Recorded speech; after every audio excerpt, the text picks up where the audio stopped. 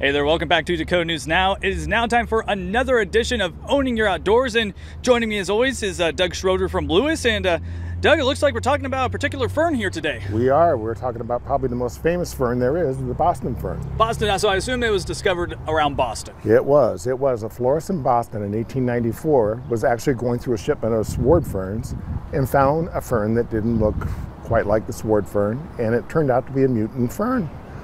He propagated it, and that's where the Boston fern came from. So is the Boston fern probably one of the most popular ferns that you have?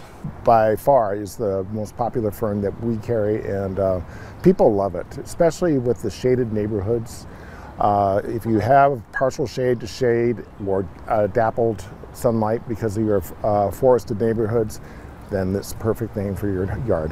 So if I'm interested in like taking one home and trying to grow it at home, what do I need to know about it? The biggest thing is watering. You must keep it moist, not drowning, but moist. The biggest way to kill a fern is to let it dry out. Once they dry out, they will start turning a yellow color, and it's hard to bring them back from that. Do you want to plant it or have it set in direct sunlight, indirect sunlight? Indirect. About 4 to 6 hours of sunlight is what they can handle, but and that would have to be morning sun, and then afternoon be a little more shaded.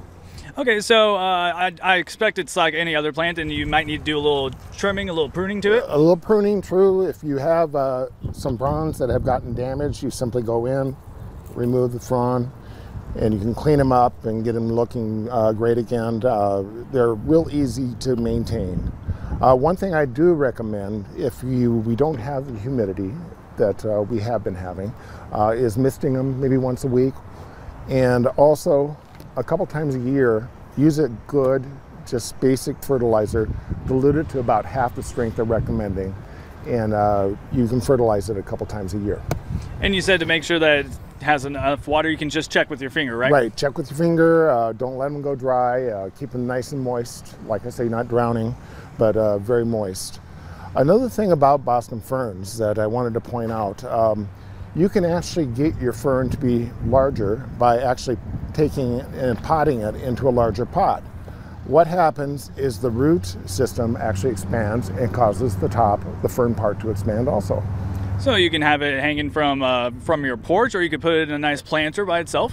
Correct. They work both well, and you can actually combine other plants with this if you'd like, and use that as a thriller. All right. Any other tips for Boston fern enthusiasts? Nope. The biggest tip I can give you is don't let them dry out. All right, Doug, thank you so much for your advice. We're going to have all this information online at Dakota News Now after the show. Make sure you stick around because we have Fastcast coming up next.